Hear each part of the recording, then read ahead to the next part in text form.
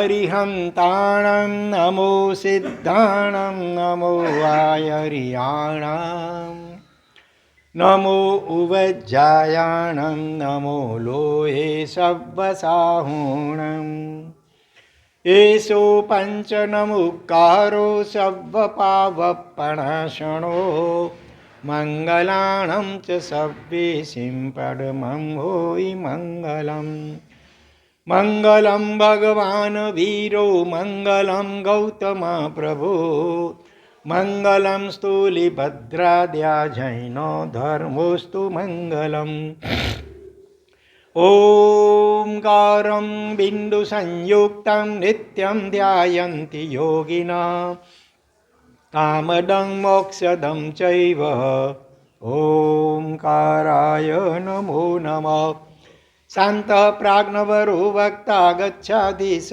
સુસંયમી સૂરીશ્વરો ગુણાબ્દેશ્યા સંગવૃદ્ધૈ ચ દોદ્યમી તપશ્ચક્રચક્રવર્તી શાસનસ્ય શિરોમણિ ગુણોદયાબ્ધિ સૂરિસ્તા સર્વસિદ્ધિપ્રદાયક ઉગ્ર વિહારકારીય ગચ્છોન્નત્યૈ સદા મુદા કલાપ્રભાબ્ધિ શૂરિસ્તાત્ મહોદય પદાય વૈ શારદા શારદાંબોજ વદના વદનાંબુજે સર્વદા સર્વદાસ્માકં સન્નિધિં સન્નિધિં ક્રિયાત અજ્ઞાનતિમિરાંધાનાં જ્ઞાનાંજનશલાકયા નેત્રముન્મીલિतं येन તસ્મૈ શ્રી ગુરવે નમઃ. કલાકવાર મૌન ચોવ્યાર સન્નિચારાગાર ધારણા વિગ્રહ પચ્યખાઈ નૂતનાભુગ્રમ સહસ્રાગરણ મહત્રગણ શબ્દ સમાયુત્યગારણ બોસી રહી અરિહંત અરિહંત અરિહંત અરિહંત અરિહંત અરિહંત શાંતિનાથ શાંતિનાથ શાંતિનાથ શાંતિનાથ શાંતિનાથ શાંતિનાથ શાંતિનાથ શાંતિનાથ નેમિનાથ નેમિનાથ નેમિનાથ નેમિનાથ નેમિનાથ નેમિનાથ નેમિનાથ નેમિનાથ મહાવીર સ્વામી મહાવીર સ્વામી મહાવીર સ્વામી મહાવીર સ્વામી મહાવીર સ્વામી મહાવીર સ્વામી મહાવીર સ્વામી મહાવીર સ્વામી ગૌતમ સ્વામી ગૌતમ સ્વામી ગૌતમ સ્વામી ગૌતમ સ્વામી ગૌતમ સ્વામી ગૌતમ સ્વામી ગૌતમ સ્વામી ગૌતમ સ્વામી ગુરુદેવ ગુરુદેવ ગુરુદેવ ગુરુદેવ ગુરુદેવ ગુરુદેવ ગુરુદેવ ગુરુદેવ આત્મા છું આત્મા છું આત્મા છું આત્મા છું આત્મા છું આત્મા છું આત્મા છું આત્મા છું ચત્તારી શરણં પ્રવજ્જામિ અરિહંતે શરણં પ્રવજ્જામિ સિદ્ધે શરણં પ્રવજ્જામિ સાહુ શરણં પ્રવજ્જામિ કેવલી પન્નતં ધમ્મં શરણં પ્રવજ્જામિ ગરિયામિ મે સવ્વાય ડુક્કરાય મિચ્છામિ અણુઓયમિ સવ્યેસિં સવ્વાય શુકરાય ઈચ્છામિ શુકરમ નમો ઘોરબંભયારીણાં જ્રૌં જ્રૌં ઓમ શુદ્ધાત્મસ્વરૂપાય નમઃ ઓમ આત્મને નમઃ ઓમ અર્હં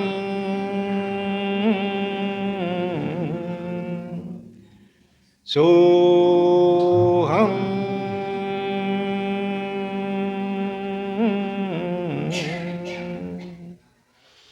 ઓમ શાંતિ શાંતિ શાંતિ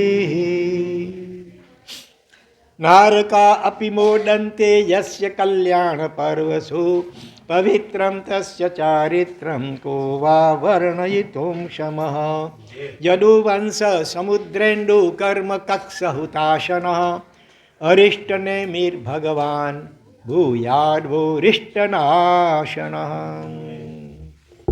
આજે શ્રાવણ સુદી પંચમી એટલે આ બાલ બ્રહ્મચારી 22મા તીર્થંકર આજે શ્રાવણ સુદી છઠ મિથામડુગ્રામ એટલે આ બાલ બ્રહ્મચારી 22મા તીર્થંકર શ્રી નેમિનાથ ભગવાન એમનું કયું કલ્યાણક? દીક્ષા કલ્યાણકનો પવિત્ર દિવસ. ગઈકાલે આપણે એમના જ જન્મ કલ્યાણકના અનુસંધાનમાં ગુજરાતીના 20 ગાથાના સ્તોત્ર દ્વારા એમના જીવનના મહત્ત્વના પ્રસંગો એનો સ્વાધ્યાય કર્યો હતો. આજે એ જ પરમાત્માના ત્રણ કલ્યાણક જન્મ દીક્ષા અને કેવલ જ્ઞાન આ વસેલા 3 કલ્યાણક જે પવિત્ર ભૂમિમાં થયા એ ગિરનારજી મહાતીર્થ એનો એકવાર આપણે થોડો ઇતિહાસ એનો થોડો મહિમા સમજીએ.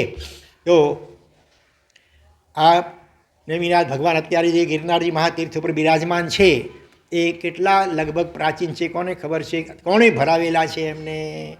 ભાઈઓમાંથી આંગળી. હા, બરોબર. ગઈ 24ના કેટલાસમાં તીર્થંકર?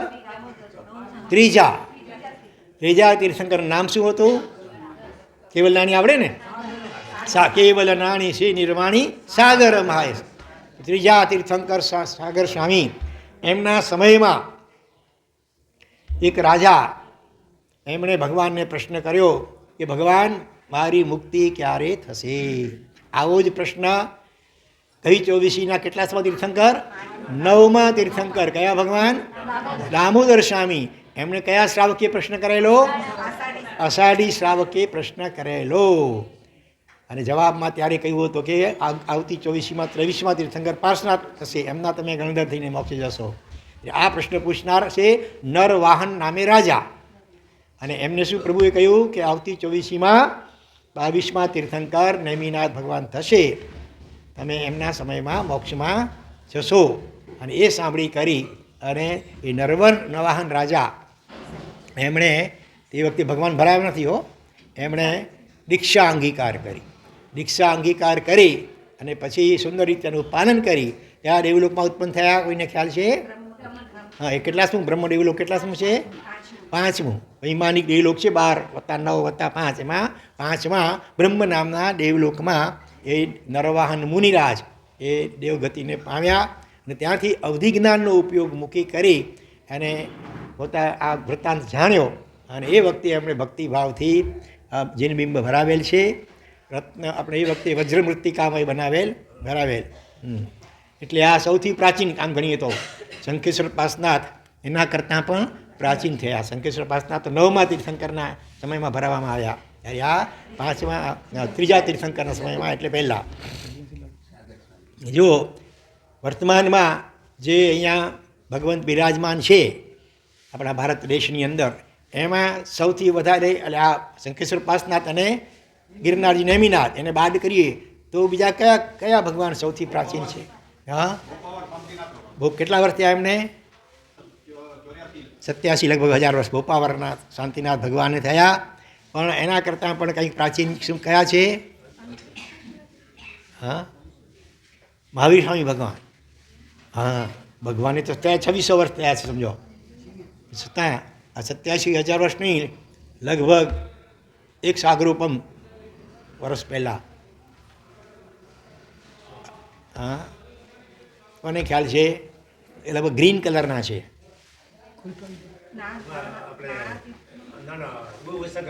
હા, સગહરમ નહીં, હૈદરાબાદ પછી કુલપાકજી તીર્થમાં છે ને. હા, અને ભરત ચક્રવર્તીની વીંટીમાંથી બનાવેલ છે. પણ એ છે મહાવીર સ્વામી કે આદિનાથ છે? હમણાં ક્યાંક વાંચ્યું આદિનાથ, આપણે મહાવીર સ્વામીનું વાંચ્યું. પહેલાં મારું ખ્યાલ હતું કે કદાચ આદિનાથના હશે. હમણાં વાંચવામાં એવું આવ્યું કે એ મહાવીર સ્વામીના જીને બગાવથી ખ્યાલ આવ્યો હશે ભગવાન દ્વારા. એટલે ભરત ચક્રવર્તીની વીંટી ગ્રીન કલરની એ રત્ન પાષાણ એમાંથી બનાવેલ છે. તો ઇન્દ્રમાં રાજાએ ભરાવેલા નેમિનાથ ભગવાનને બ્રહ્મરેન્દ્ર વૈમાનિક દેવલોકના ઇન્દ્ર એમણે ભરાવેલ ગઈ 24માં ત્રીજા સાગર સ્વામીના સમયમાં. અને ત્યાર પછી તો લગભગ 10 સાગરોપમ સુધી દેવલોકની અંદર ઇન્દ્રો વગેરે એમની પૂજા કરી. પછી જ્યારે એમનું આયુષ્ય પૂરું થવા આવ્યું બ્રહ્મેન્દ્રનું, પછી એમણે આ રૈવતગીરી, એ વખતે રૈવતગીરીના નામે વિશેષ પ્રકારે ઓળખાતો હતો, ત્યાં એક ગુફાની અંદર દેરાસર બનાવી એનું નામ રાખ્યું કંચન બલાનક નામે દેરાસર. એની અંદર આ ભગવાનને બિરાજમાન કરેલા. ત્યાર પછી ભગવાન નેમિનાથના નિર્વાણ પછી લગભગ 8,000 વર્ષ રહીને કાશ્મીર દેશની અંદર જ્યારે એક રાજા અને શ્રી ચંદ્ર નામે એક શેઠ રહેતા હતા. એમના 3 દીકરા હતા. મોટા દીકરાનું નામ હતું રત્નસિંહ, પછી મદનસિંહ અને પૂર્ણસિંહ, એવા નામના 3 દીકરાઓ હતા. એમાં સૌથી મોટા દીકરા એટલે રત્નાસા શેઠ, જેમને પદ્મિની નામે પત્ની હતા, ધર્મપત્ની. દીકરાનું નામ હતું કોમલ. તો એ વખતે રત્નાસા શેઠ પાસે કોઈ જ્ઞાની ભગવંત આવ્યા અને એમણે રૈવતગીરી પર્વત વગેરેનો મહિમા, તીર્થનો મહિમા વર્ણવ્યો અને સાથે આ નેમિનાથ ભગવાનનો વૃત્તાંત પણ કહ્યો. એ સાંભળી કરી અને રત્નાસા શેઠને ભાવના થઈ કે જ્યારે હું છરી પાડતો સંગ લઈને ગિરનારજી મહાતીર્થ ઉપર આ નેમિનાથ ભગવાનના પૂજા વગેરે ન કરું, ત્યાં સુધી એમણે લગભગ 4 જેટલા અભિગ્રહો લીધા. એક તો એકાઠનું કરવું, બ્રહ્મચર્યનું પાલન કરવું, ભૂમિ શયન કરવું અને 5 વીઘઈનો ત્યાગ. 6 વીઘઈમાંથી માત્ર કોઈ પણ એટલે 1 વીઘઈ, બાકી 5 વીઘઈનો ત્યાગ. આવા વિશિષ્ટ 4 અભિગ્રહો એ રત્નાસા શેઠે ધારણ કર્યા અને યોગ્ય સારા મુહૂર્તે છરી પાડતો સંગ લઈ અને પ્રયાણ કરતાં અનુક્રમે ગિરનારથી થોડેક દૂર રોલા તોલા નામે એ વખતે કંઈક સ્થાન હતું, નાનું પર્વત હતું, ત્યાં પધારે છે. ત્યાં વચ્ચે એમની કસોટી થઈ, પરીક્ષા થઈ, ઉપસર્ગ થયો. એક પ્રેત, વેંતરનિકાયનો એક દેવ કહી શકાય, એ અડધું શરીર જેનું માણસનું, અડધું શરીર સિંહનું હતું અને બહુ વિકરાળ સ્વરૂપવાળો. આવી કરી અને સંઘને આગળ વધતા અટકાવે છે, ડરાવે છે. બધા ડરી ગયા, ગભરાઈ ગયા. એટલે પૂછે છે, ભાઈ તમારી શું ઈચ્છા છે, બોલો. તો કે મારી ઈચ્છા છે જો તમારા આ સંઘમાંથી કોઈ વિશિષ્ટ વ્યક્તિ એને તમે બલિદાન તરીકે આપવા માટે તૈયારી બતાવો તો હું બાકીના તમારા સંઘને આગળ વધવા દઉં. અને આ ખબર જ્યારે રત્નાસા શેઠને પડી સંઘપતિને, ત્યારે એમણે તૈયારી દેખાડી. કેવા હશે પૂર્વના સત્વશાળી મહાપુરુષો કે પોતાના સંઘમાંથી બીજો કોઈ નહીં, હું પોતે જાતે આ બલિદાન આપવા તૈયાર છું જો બાકીના સંઘને ભગવાન યાત્રા કરવા દેવામાં આવે તો. પણ આ સાંભળીને એમના ભાઈઓ વગેરે, બીજા 2 ભાઈઓ હતા, એમણે કહ્યું કે તમારે નહીં, અમે આ શરત પાડીશું, અમે બલિદાન આપીશું અમારી જાતનું. પછી તો રત્નાસા શેઠને પત્ની ને પુત્ર ને બધા પણ પડાપડી કરે છે બલિદાન પોતાની જાતનું આપવા માટે. છરી પાડતો સંઘ એ ગિરનાર ઉપર પહોંચી દાદાને ભેટી શકે એ માટે પોતાની જાતનું બલિદાન પહેલાં તો સંઘમાંથી પણ બીજા યાત્રાળુઓમાંથી પણ તૈયાર થાય છે, પડાપડી થાય છે. પણ છેવટે બધાને સમજાવી પોતે 2 જણા સજોડે અને એનો દીકરો કોમલ, આ 3 જણા એ ત્યાં રોકાય છે બલિદાનની દ્રષ્ટિએ દેવ પાસે, અને બાકીના સંઘને આગળ પ્રયાણ કરવા દેવામાં આવે છે. પછી દેવતા એમને એક મોટી ગર્જના કરે છે અને એક મોટી ગુફા પાસે અંદર લઈ જાય છે શેઠને, રત્નાસા શેઠને. એમના ધર્મપત્ની પદ્મિની અને દીકરો કોમલ એ બહાર હતા. એ બંને જણા કૌશિક ધ્યાનમાં ત્યાં રહી જાય છે અને મનમાં એવો અભિગ્રહ ધારણ કરે છે કે હેમ ખેમ શેઠ બહાર આવે પછી અન્ન જલ ગ્રહણ કરવું ત્યાં સુધી અપાણંગ ગોશ્રી રામી, આવું અભિગ્રહ સંકલ્પનો ખૂબ મહિમા હોય છે. અને કુદરતી એ જ વખતે આકાશમાંથી 7 ક્ષેત્રપાલ દેવતાઓ અંબિકા દેવીને વંદન કરવા માટે એ જઈ રહ્યા હતા. અંબિકા દેવી કેટલા શક્તિશાળી હશે, એ 7 ક્ષેત્રપાલ દેવતાઓ પણ એમને નમસ્કાર કરવા જઈ રહેલા હતા. અને આ બાજુ જ્યારે ગર્જના કરી, મોટી ધડાકો થયો સાંભળી અને પોતાના જ્ઞાનનો ઉપયોગ મૂક્યો, એટલે આ બધી વસ્તુ ખ્યાલમાં આવી. એટલે ક્ષેત્રપાલ દેવતાઓએ અંબિકા દેવીને વિનંતી કરી કે તમે હવે આમાં કંઈ હસ્તક્ષેપ કરો અને આ શેઠ વગેરેની રક્ષા કરો. એટલે અંબિકા દેવી ત્યાં આવે છે અને પેલો જે વેંતરરૂપધારી હતો પ્રેત, જે એને પહેલાં તો શાંત પ્રેમથી સમજાવે છે કે આ અમારા ભક્ત છે, ભગવાનના ભક્ત છે, તમે એને છોડી દો. પણ પહેલો પ્રેત કોઈ રીતે માનવા તૈયાર થતો નથી. છેવટે અંબિકા દેવી અને પહેલાં પ્રેત વચ્ચે યુદ્ધ થાય છે. અંબિકા દેવી પહેલાંને હરાવી પોતાના પગની નીચે દબાવી રાખે છે. અને ત્યારે છેવટે પહેલો દેવતા પણ માફી માગે છે અને પોતાનું અસલી સ્વરૂપ પ્રગટ કરે છે. હકીકતમાં એ પ્રેત નહોતો, એ હતો વૈમાનિક દેવ. પણ જ્યારે એણે આ અભિગ્રહની વાત જાણી એટલે પરીક્ષા કરવા માટે આ પ્રમાણે બધું કર્યું હતું. એણે ક્ષમાયાચના કરી અને ત્યાર પછી અંબિકા દેવી એમ કેમ તે યાત્રા કરી રત્નાસા શેઠ. એ વખતે એનાથી પહેલાં 5 પાંડવોએ પણ આ જીર્ણોદ્ધાર કર્યો હતો. અને એ વખતે લેપ્યમય લેપના બિંબ, નવા બિંબ ભગવાનના બિરાજમાન કર્યા હતા. અસલી બ્રહ્મરેન્દ્રના જે બિંબ હતા એ તો ગુફામાં હતા, પણ આ નવા બિંબ ત્યાં ભરાવેલા હતા 5 પાંડવોએ.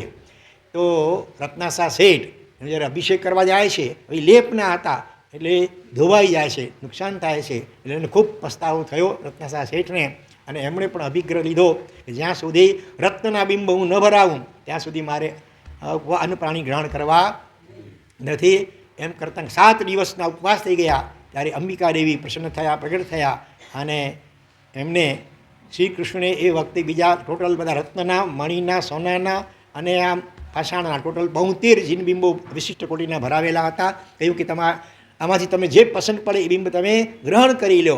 એ વખતે રત્નસા શેઠ રત્નનું જીનબિંબ નેમિનાથ ભગવાનનું ગ્રહણ કરવા જતા હતા. અંબિકા દેવીએ એમને સમજાવીને કહ્યું પાછળ અવસર્પિણી પડતો કાળ છે, એટલે રત્નના બિંબને તો લોકો ચોરી જશે, નુકસાન થશે, એના કરતાં તમે આ અમુક જે પહેલાં જે હતા કયા બ્રહ્મરેન્દ્ર ભરાવેલા એ પણ ત્યાં જતાં એ પસંદ કરવાનું કહ્યું. એટલે પછી એ બિંબ ત્યાં પ્રતિષ્ઠિત કરવામાં આવેલ છે. રત્નાસા શેઠે આખું નવું જિનાલય ભવ્ય બનાવ્યું અને આ નેમિનાથ ભગવાનને ત્યાં પ્રતિષ્ઠિત કર્યા. એટલે આ રીતે પ્રતિષ્ઠિત પણ ઘણા દીર્ઘકાળથી થયેલા છે આ ભગવાન. તો એવા આ નેમિનાથ ભગવાન એને ખૂબ ભાવોલ્લાસથી ભક્તિ કરી. હવે આ જિનાલય આખું શેનું બનેલું છે ખબર છે? હા, ગ્રેનાઇટ પથ્થરનું. આજે ઘણો લાંબો કાળ થઈ ગયેલો, ઉપર ધૂળ ને બધું જામી ગયેલું હોય, પણ થોડુંક ખોતરવામાં આવે એટલે ખ્યાલ આવે કે અંદરમાં આખું ને આખું દેરાસર, મોટે ભાગે આરસના દેરાસર હોય, ક્યાંક અન્ય પાષાણના હોય, ગ્રેનાઇટના દેરાસર પ્રાય કરી જોવા મળે. બીજે ક્યાંય છે ખાસ ખ્યાલમાં તમારા? લગભગ નહીં હોય. તો આખું એ દેરાસર અહીંયા ગ્રેનાઇટના ઊંચી જાતના પથ્થરનું બનાવેલું છે. અને આ તીર્થની અંદર તો ઘણી બધી વિશેષતાઓ છે. એક વખત ઇન્દ્ર મહારાજા પોતાના હાથી ઐરાવણ હાથી ઉપર બેસી કરીને યાત્રા કરવા આવેલા. એ વખતે ઐરાવણ હાથીનો પગ જ્યાં પડ્યો ને ત્યાં આખો મોટો ખાડો પડી ગયો. પછી ઇન્દ્ર મહારાજના આદેશથી દેવતાઓએ શું કર્યું?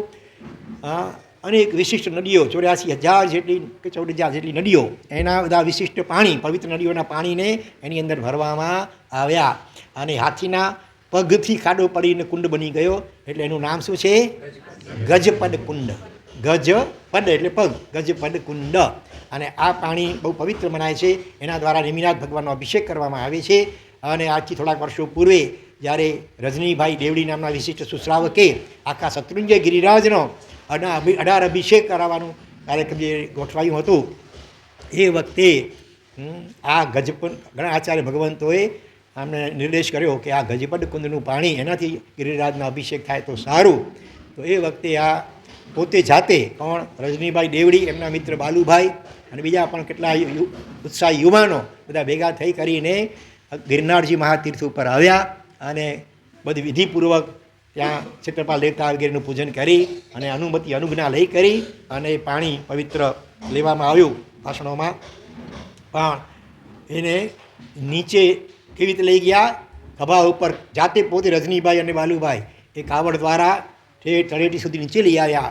પછી વળી આગળ ભાવ જાગ્યો કે આને આપણે આ પવિત્ર પાણીને નીચે તો ન જ મૂકીએ અને ખભા ઉપર ઉચકીને ઠેઠ ગિરનારથી પાલીતાણા સુધી લઈ જવા માટે પછી યુવાનોની પડાપડી થઈ અને એ રીતે ઠેઠ પાલીતાણા સુધી કાવડ ખભા ઉપર જ રહે દિવસ રાત, એ રીતે આખું આયોજન કરવામાં આવ્યું અને ભવ્યાતિ ભવ્ય અભિષેક કરવામાં આવ્યા. તમે બધાએ દર્શન તો કરાયા હશે ને ગજપદ કુંડના? હા, ગિરનારજી મહાતીર્થની યાત્રા ન કરી હોય અત્યાર સુધીમાં એવા કોઈ છે ભાગ્યશાળી અહીંયા? એક પરવાર યાત્રા ન કરી હોય? બધાએ કરી છે? આ બાજુ આમ ખબર નથી પડતી શું છે, કરી છે કે નથી? તમને પૂછું છું, યાત્રા કરી છે ને? ગિરનારજીની યાત્રા ન કરી એવા કોઈ છે? કોઈ નથી ને? ચાલો, બહુ ધન્યવાદ છે. પણ હવે તમે મનમાં કોઈ સંકલ્પ કરો. હા, જ્યાં સુધી ગિરનારની યાત્રા ન થાય ત્યાં સુધી કંઈ પણ એકાદ પ્રિય ચીજનો ત્યાગ કરજો તો જલ્દી તમારું પુણ્ય જાગૃત થશે અને એવા સંજોગોનું નિર્માણ થશે. હા, જોકે દર વર્ષે હમણાં તો શરીર પાતા સંઘો પર નીકળે છે, 99 યાત્રાઓ પણ થાય છે. તો ક્યાંય પણ જોડાઈ જજો, જરૂર આ ગિરનારજી મહાતીર્થની યાત્રા કરજો. જ્યાં આવતી 24ના કેટલા બધા 24 તીર્થંકરના નિર્વાણ એટલે મોક્ષ કલ્યાણ ત્યાંથી છે. વર્તમાનમાં 24માંથી 20 તીર્થંકરો સમેત શિખર ઉપરથી, બાકીના 4 ક્યાં? અષ્ટાપદે શ્રી આદિજીનવર, વીર પાવાપુરી નમો, વાસુપૂજ્ય ચંપાપુરી અને નેમ રૈવતગીરી. પણ આવતી 24 બધા જ તીર્થંકરોનું નિર્વાણ એટલે ઓછામાં ઓછા 3 કલ્યાણ તો હોય દરેક 24માં. ઓછામાં ઓછા 3 કલ્યાણકો ગિરનારજી મહાતીર્થ પથતા હોય છે. એટલે આ પણ શત્રુંજય મહાતીર્થની જ એક ટૂંક કહેવાય છે, 5મી ટૂંક. પહેલાં આમ જોઈન્ટ હતું બધું, અત્યારે હવે કાળક્રમે બધું છૂટું પડી ગયું છે, પણ શત્રુંજય મહાતીર્થની 5મી ટૂંક તરીકે ઓળખાય છે. અને 5મા આરાના અંતે 6ઠ્ઠા આરામાં જ્યારે શત્રુંજય, બાકી બધા તીર્થો અને આપણા દેરાસરો તો બધા સપાટ થઈ જવાના, પણ એ વખતે શત્રુંજય મહાતીર્થ, જો પહેલા આરામાં કેટલું હતું 80 યોજન, પછી બીજા આરામાં 70, ત્રીજામાં 60, ચોથામાં 50, પાંચમામાં એમ ઘટતા ઘટતા અત્યારે કેટલું છે 5મા આરામાં 12 યોજન, અને 6ઠ્ઠા આરામાં કેટલું રહેશે 7 હાથ પ્રમાણ એનું સ્થિતિ રહેશે. જ્યારે ગિરનારજી મહાતીર્થ પહેલા આરામાં કેટલું હતું 26 યોજન, બીજામાં 20, ત્રીજામાં 16, ચોથામાં 7 યોજન, અને અત્યારે 5મામાં 2 યોજન કહેવાય છે. પણ 6ઠ્ઠા આરામાં જ્યારે શત્રુંજય ગિરિરાજ એ 7 હાથ પ્રમાણ રહેશે, એ વખતે ગિરનારજી મહાતીર્થ કેટલું 400 હાથ પ્રમાણ, શત્રુંજય કરતાં પણ એ મોટું હશે એ વખતે. એટલે આવું આ મહાન પ્રાચીન અને પવિત્ર આ તીર્થ છે. માટે બની શકે તો દર વર્ષે એકાદ વખત તો જરૂર યાત્રા કરવી, નિરાંતે 2-4 દિવસ ત્યાં રોકાઈ કરી અને પરમાત્માની વિશેષ પ્રકારે ભક્તિ કરવી જોઈએ. એમાં ખાસ કરીને ભગવાનની કયું અનુષ્ઠાન વખણાય છે ત્યાંનું અભિષેક. લગભગ 9 વાગે જ્યારે અભિષેક થતા હોય, એ શંખનાદ, ઘંટનાદ, નગારા, વાજિંત્રના નાદ, અને પૂજારીઓ પણ ભાવ વિભોર થઈને, ભક્તો બધા ચામરો લઈને નૃત્ય કરતા હોય, દીવડાઓ ઝગમગતા હોય, ત્યારે તમોને જેમણે જોયા હશે તે ધન્ય છે. ભગવાન પોતે શ્યામવર્ણા અને દૂધની ધારા સફેદ, એ દ્રશ્ય ખરેખર વિશિષ્ટ ભાવોત્પાદક હોય છે. તમારામાંથી કેટલાય એ અભિષેકના દર્શન કર્યા છે ત્યાં? બહુ સારું. લીધો ચડાવો? બહુ સરસ, ધન્યવાદ. કેટલામાં લીધો હતો યાદ નથી, ભલે પણ ધન્યવાદ, અનુમોદના. પણ જરૂર યાત્રા કરીઓ પણ અભિષેકના દર્શન ન કરે તો હવે એવી રીતે ટાઈમિંગ ગોઠવો કે અભિષેક એટલે 9 વાગે લગભગ થતું હશે. હા, એવું લાગે આપણને. બરાબર, સરસ. અને સૌથી વધારે દેવદ્રવ્યની ઉત્પત્તિ ક્યાં થતી હોય છે? શત્રુંજય ઉપર કે ગિરનાર?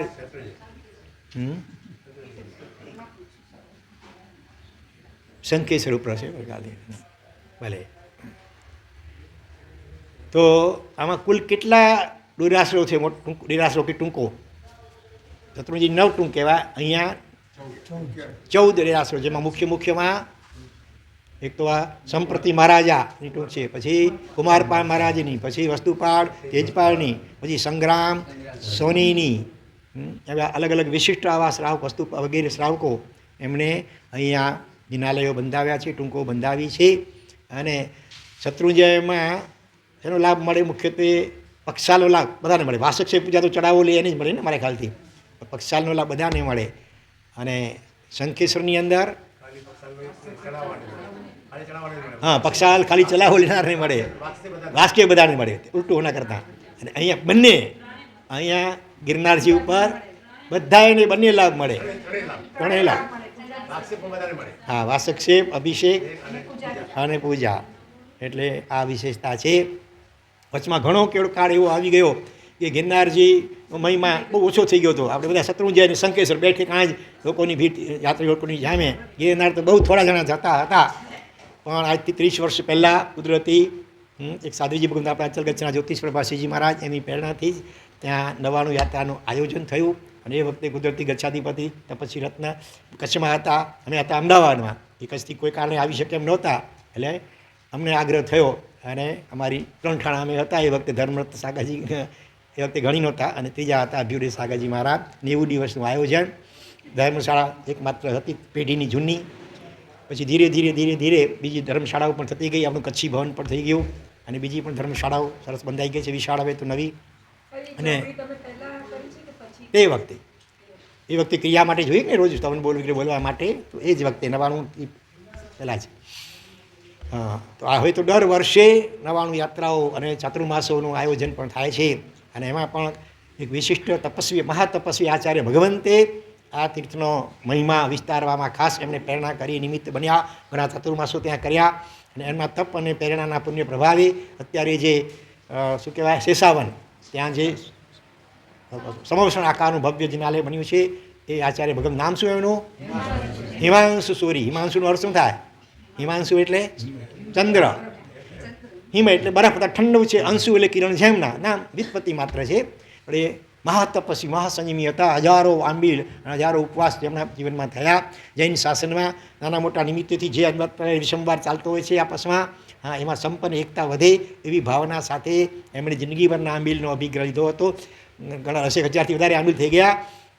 પછી રત્નસુંદર સૂર્ય આચાર્ય ભગવંત અને હેમરત્ન સૂર્ય આચાર્ય ભગવંતે ખૂબ આગ્રહ દબાણ કર્યું, આપની ભાવના અમે પૂરી કરશું, પણ હમણાં પારણું કરો.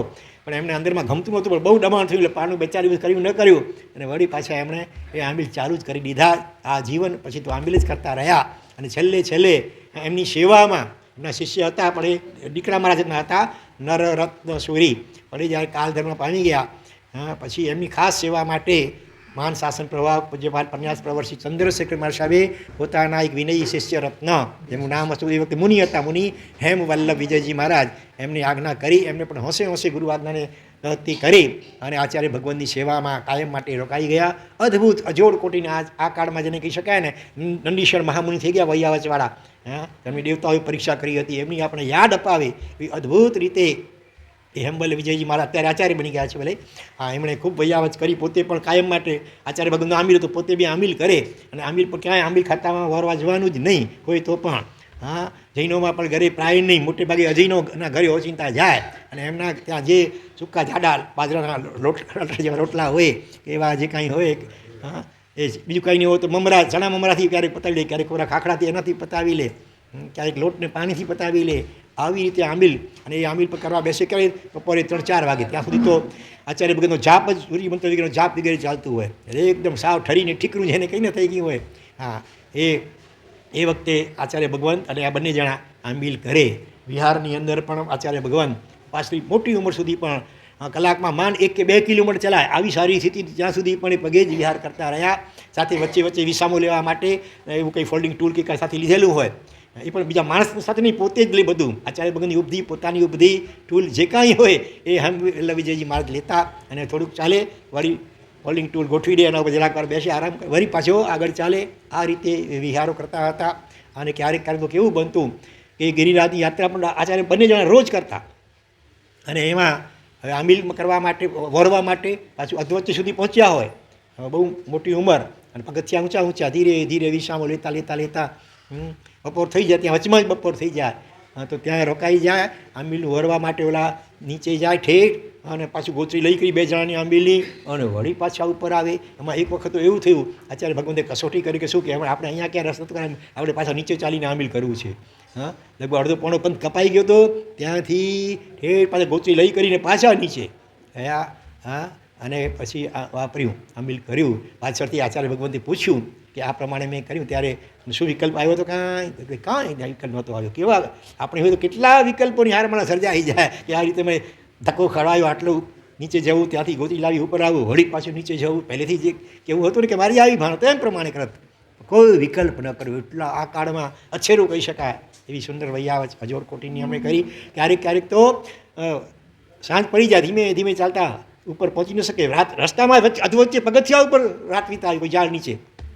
જંગલી પશુઓનો ભય પણ હોઈ શકે ત્યાં જંગલમાં, છતાં ડર્યા વિના આવી આખરી કસોટીઓ જેને કહી શકાય તે કરી. અને છેલ્લે જ્યારે એમનો અંતિમ સમય આવ્યો ત્યારે એમણે શું કહ્યું હેમવલ્લભ વિજયજી મહારાજને કે મારી એવી ભાવના છે કે જે આ સંઘની શાસનની એકતા થાય એવી ભાવના સાથે મેં જે આ આંબીલની જ્યોત મિસાલ જલાવી છે એ તું આગળ ચાલુ રાખે એવું હું ઈચ્છું છું.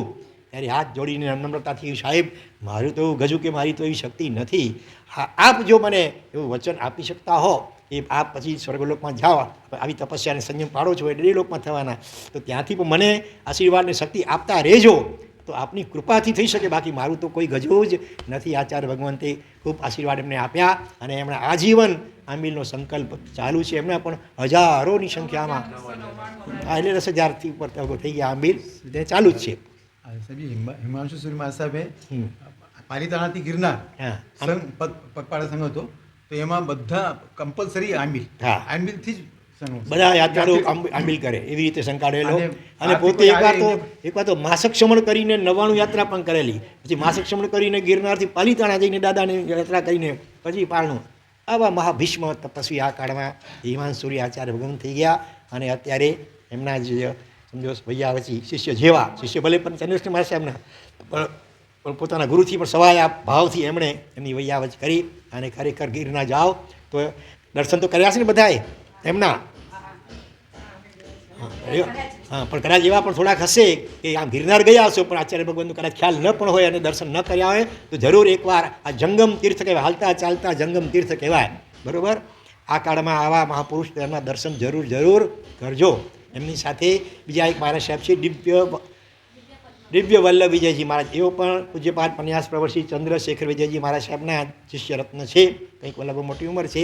એ આખો દિવસ શું કરતા હોય? નવકાર લખતા હોય. એક પાનાની અંદર તો પુરુષકારથી થોડુંક નાનું પાનું, એક પાનાની અંદર 108 નવકાર. અમારે 12 નવકાર લખવા આવે તો કદાચ ટૂંકું લાગે પાનું, એને બદલે 100 એકદમ ઝીણા અને અલગ અલગ કલરની શાહીથી લખે. આખો દિવસ નવકાર લખતા જ રહે છે. અને એ પાના કોને આપે? કે જે જિંદગીભર માટે નિયમ લે કે રોજના ઓછામાં ઓછા 12 નવકાર નિયમિતપણે હું જરૂર લખીશ, આવો નિયમ લે વિગ્રહ, એને એ પાનું ભેટ આપે છે. કુદરતી એક પાનું અમારી પાસે આવેલું છે. દર્શન કરવું હોય તો કરજો, અથવા અહીંયા ક્યારેક લઈ આવીશું, દર્શન કરજો ભલે, બરાબર. હા, પછી અભિગ્રહ લેજો ભલા નવકાર લેખનના. અમે 2 વખત નવકાર લેખનની ચોપડીઓ છપાવેલી, એ 2 વખત ચોપડીઓ છપાવેલી, પણ કુદરતી ચોપડીઓ ખલાસ થઈ ગઈ છે. હજી પણ ડિમાન્ડ તો છે, પણ ચોપડી કદાચ તૈયાર છાપી ન હોય તો બજારમાંથી લોંગ બુક લઈ કરી એમાં ખાના પાડીને પણ તમે જરૂર લખી શકો. હા, એવું ઘૂંટો તમે એના ઉપર ઘૂંટી શકો એવી રીતે.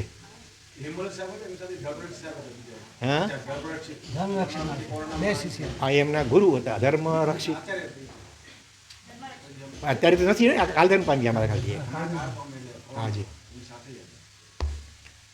તો આ ગિરનારજી મહાતીર્થની ઘણી વાતો છે.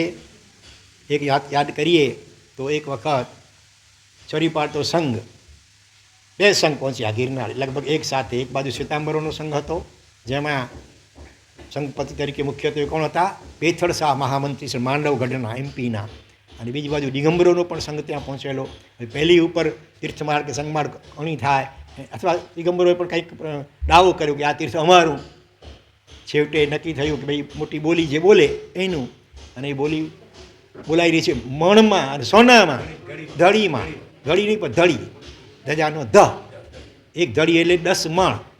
હા, 20 મણ એટલે એક કિલો થાય. 20 કિલોનું 1 મણ થાય, અને એવા 10 મણ બરોબર એક ધડી, એટલે કે 200 કિલો. એક ધડી એટલે 200 કિલો.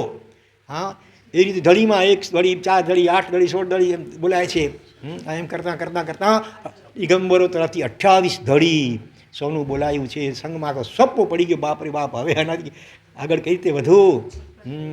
અને ત્યાં શ્વેતાંબર સંઘ તરફથી એકલા, સંઘ આખો મળીને ભલે લઈ શકે છતાં પણ એકલા એ 56 ધડી સીધી ડાયરેક્ટ મોટો જમ્પ લગાવ્યો, ડબલ. હવે તો દિગંબરોની હિંમત ચાલી નહીં, અને આખરે 56 ધડી સોનામાં આદેશ મળ્યો શ્વેતાંબર સંઘને. પણ કેવા હશે મહાશ્રાવકો કે પહેલાં રકમ પેઢીમાં જમા થશે, પછી જ આગળની વિધિ થશે. પવનવેગી સાંઢણીઓ, ઊંટડીઓ જેને કહેવાય, પણ સાંઢણી જોરથી દોડી શકે એકદમ.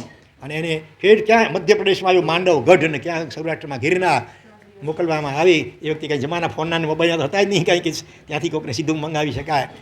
અને એ રીતે એક દિવસ ઉપવાસ છે, બીજો દિવસ જ્યાં સુધી આવશે ત્યાં સુધી ઉપવાસ પાછો મંત્રીશ્વરનો, પેથળ શાહ મહામંત્રીશ્વરનો.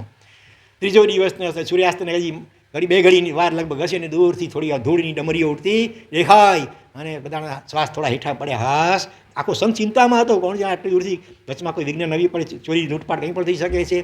એટલે બધા ઘણા જણાએ પણ આહાર પાણીનો ત્યાગ કર્યો હતો એમની સાથે જ.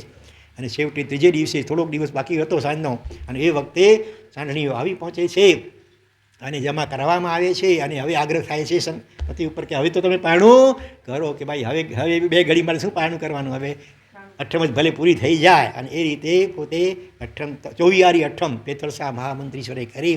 આમાંથી ખરેખર પ્રેરણા લેવા જેવી છે કે જે કાંઈ પણ નાની મોટી બોલીઓ તમે બોલો, જેમ બને તેમ જલ્દીમાં જલ્દી જમા કરાવવી જોઈએ. અગાઉ દાખલાઓ તમને આપ્યા છે. ચાણસમાના ગભરુભાઈના રોજ જે બોલી બોલે એટલે રકમ જમા કરાવે પછી જ પક્ષાલ કે પહેલી પૂજાનો લાભ લે. એવી રીતે પત્રીની અંદર લગભગ 8 લાખ રૂપિયામાં પ્રતિષ્ઠા પછી દ્વારોદ્ઘાટન ચડાવો આમ સ્થાનકવાસી પરિવાર બોલ્યા હતા. હા, પણ એમણે પહેલાં રકમ ચૂકવી પછી દ્વાર ઉદ્ઘાટન કર્યું. આટલી મોટી રકમ પણ એમણે પેન્ડિંગ ન રાખી સ્થાનકવાસી હોવા છતાં પણ. આવા દૃષ્ટાંતોમાંથી પ્રેરણા લેવા જેવી છે. એ જો ત્રીજો એક દૃષ્ટાંત તમને આપેલો, અંબરનાથના એક માજી એ પરીક્ષણમાં બોલ્યા, તરત જ ઘરમાંથી જે બંગડી સોનાની હતી એ લઈને જમા કરાવવા ગયા. ટ્રસ્ટીઓએ આનાકાની કરી. શું ઉતાવળ છે પછી કે હું તો ખર્યું પાન કહેવાનું, જિંદગીના શું ભરોસા. રકજક થઈ. આખરે ટ્રસ્ટીઓએ જમા કરી એની બંગડીઓ જે હતી તે. એ જ રાત્રે માજીનું આયુષ્ય પૂર્ણ થઈ ગયું. એટલે જ્ઞાનીઓ કહે છે કે બોલ્યા એટલે જલ્દીમાં જલ્દી બની શકે તો બીજો દિવસ પણ ન કરો. છેવટે આપણે ગયા વર્ષે મારું ચોમાસું જોગેશ્વરીમાં હતું, તો ત્યાં મોટાભાગના જે પણ બોલે ને એ સંવત્સરી પહેલાં તો પોતાની રકમ સંઘમાં જમા કરાવી જ દે. જિંદગીના આયુષ્યના કોઈ ભરોસો હોતા નથી. જો દેવ દ્રવ્ય વગેરેનું ઘરમાં દેવું આપણા માથે રહી જાય તો કર્મ સત્તા તો પછી ચક્રવર્તી વ્યાજ કે પઠાણી વ્યાજથી પણ વસૂલ કરે. માટે ખાસ આમાંથી પ્રેરણા લઈએ આપણે. આ રીતે અત્યારે આપણે હજી એક દાખલો લઈ લઈએ આપણે. 2 દાખલા હજી લઈ લઈએ સંક્ષેપમાં જલ્દી. તો એક દાખલો છે ત્યાંના પેઢીના મુનિમનો. વર્ષો સુધી આખી જિંદગી એમણે એ વફાદાર મુનિમ તરીકેની સેવા એટલે કાર્ય કર્યું ગિરનારજીની પેઢીમાં.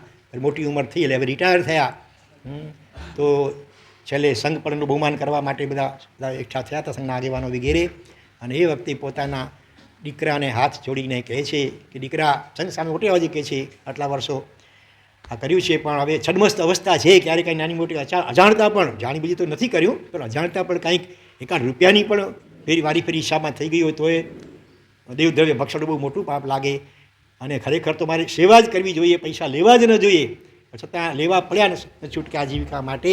પણ હવે મારી ભાવના છે કે જો તમારામાં આગળ જતાં શક્તિ આવે, જેટલી રકમ વર્ષોથી લેવાય છે ને એ બધી તમે સંઘની પેઢીમાં જમા કરાવજો. કેવા વિશિષ્ટ ભાવનાશીલા શ્રાવકો હશે. સંઘે પણ એનું બહુમાન કરવા વિચારેલું. ત્યારે વળી સંઘને સંબોધીને પણ એમણે વિનંતી કરી કે મારી અત્યારે તો વિશેષ ભાવના નથી, પણ છતાં એવી એક ભાવના જરૂર છે. અત્યારે શક્તિ નથી પણ ભાવના જરૂર છે કે મારે અહીંયા એક ભગવાન ભરાવા છે, એક નાનકડી ડેરી જેટલી. તો મને તમને જ્યાં યોગ્ય લાગે ત્યાં તમે મને થોડી પણ જગ્યા આપો. અત્યારે નહીં પણ થોડો સમય પછી હું દીકરાને ભલામણ કરું છું કે નાનકડી પણ ડેરી કે ગોખલા કંઈક બનાવી કરી અને જીનબિંબ જરૂરમાં તું ભરાવજે. એની આ ભાવના જોઈ કરી સંઘ આખો ગદગદિત થઈ ગયો. અને કે તમારે તો ખરેખર પછી એમને ક્યાં જગ્યા આપી? ખૂણે ખાતરે ક્યાંય નહીં. ખબર છે ક્યાં આપી છે જગ્યા? મુખ્ય દેરાસર છે ને એના ભમતી ફરતો પાછળના ભાગમાં એક ડેરી છે, એ સંઘના પેઢીના મુનિમની જેની ડેરી છે. તો આવા વિશિષ્ટ પ્રસંગો. હજી એક પ્રસંગ લઈ લઈએ તો એક વખત સિદ્ધરાજ જયસિંહ, આજથી લગભગ 900 વર્ષ પૂર્વે થઈ ગયા, કુમાર પ્રજાતિ જરાક પહેલાં. અને એમનો મંત્રી સૌરાષ્ટ્રનું કર ટેક્સ વસૂલવા માટે સજ્જન શાહ મંત્રી, સાજન શાહ, અને એ સૌરાષ્ટ્રનું આખું એનો વસૂલ કરતો હતો. અને પછી જ્યારે ગિરનારની યાત્રાએ ગયો તે વખતે જિનાલયો જીર્ણ હાલતમાં જોયા, એને ભાવના થઈ અને એમણે જે કાંઈ આ ટેક્સની રકમ આવી હતી, બહુ મોટી રકમ હતી, એ બધી રકમ ખર્ચી કરી અને તાબડતોબ એકવાર તો જિનાલયોનો જીર્ણોદ્ધાર કરાવ્યો. ભવ્ય જિનાલયો થઈ ગયા તૈયાર. અને એ વખતે પછી કોઈ ચાલી ચુગલીખોરોએ રાજાના કાને વાત નાખી કે તમારું ધન તો બધું આ રીતે ખર્ચી નાખ્યું છે વગેરે. રાજા પોતે જાતે તપાસ કરવા આવે છે અને ભવ્ય આવા જિનાલયો જોઈને એકદમ આનંદ વિભોર થઈ જાય છે રાજા પણ. અને પછી પૂછે છે કે આ કોણે બંધાવ્યા આ દેરાસર વગેરે? ત્યારે કહે છે કે આપે બંધાવેલ છે. મેં કેવી રીતે? પછી એનો ખુલાસો કર્યો કે આ રીતે જે ટેક્સ વસૂલ થયું હતું એમાંથી અત્યારે આ થયું છે. હવે આપને જો પૈસા જોતા હોય તો પૈસા પણ તૈયાર રખાવ્યા છે. મને ખબર હતી કે આવું કંઈક થશે જ, રાજા પાસે વાત જશે અને કદાચ રાજા નારાજ પણ થાય. એટલે એમણે આજુબાજુમાં ત્યાં જે સંઘ હશે ત્યાં જઈ કરી વાત મૂકી હતી. મારા ખ્યાલથી કોઈ એક જ શ્રાવક પણ લગભગ તૈયાર થઈ ગયા હતા, પણ ખેમુદ્રાણી કે કંઈક છે. અને ધન જોઈએ તો ધન પણ તૈયાર છે અને આનું પુણ્ય જોઈતું હોય તો તે પ્રમાણે આપ જેમ કહો તેમ. અને રાજા પણ આવી એની ઊંચી ભાવના જોઈ કરી પ્રસન્ન થઈ ગયા કે ભલે એ પુણ્ય મને જોઈએ છે. અને ઉપરાંતમાં એની ભવિષ્યમાં પણ દેખરેખને માટે રાજાએ આજુબાજુના કેટલાય ગામો એમને એ સંઘની પેઢીને ભેટ રૂપે આપ્યા. એટલે કે એમાંથી જે કંઈ ટેક્સ વગેરે આવે એથી કરીને આ તીર્થોનો વહીવટ બરાબર ચાલ્યા કરે. તો આવા બાદશાહો પણ આવા પ્રકારના તથા પહેલાંના જમાનામાં આવી અનેક ઘટનાઓ આ ગિરનારજી મહાતીર્થમાં બનેલી છે. તો આપણે આજે આ ગિરનારજી મહાતીર્થો પરથી દીક્ષા જેમની થઈ એવા આ બાલ બ્રહ્મચારી નેમિનાથ ભગવાન એનું દીક્ષા કલ્યાણક હોવાથી 1-2 મિનિટ માટે એનો જાપ કરીએ આપણે. ઓમ ઋષિ નેમિનાથ નાથાય નમઃ. ઓમ રીમ શ્રી નૈમિનાથ નાથાય. જ્યારે ચ્યવન કલ્યાણક હોય ત્યારે પાછળ પરમેષ્ઠીને નમઃ જોડાય. પછી જ્યારે જન્મ કલ્યાણ કરે અર્હતે નમઃ, દીક્ષા કલ્યાણ વખતે નાથાય નમઃ, કેવલ જ્ઞાન વખતે સર્વજ્ઞાય નમઃ અને મોક્ષ કલ્યાણ વખતે પારંગતાય નમઃ. ઓમ રીમ શ્રી નૈમિનાથ નાથાય નમઃ. ઓમ રીમ શ્રી નૈમિનાથ નાથાય નમઃ. ઓમ રીમ શ્રી નૈમિનાથ નાથાય નમઃ. ઓમ રીમ શ્રી નૈમિનાથ નાથાય નમઃ. ઓમ રીમ શ્રી નૈમિનાથ નાથાય નમઃ. ઓમ રીમ શ્રી નૈમિનાથ નાથાય નમઃ.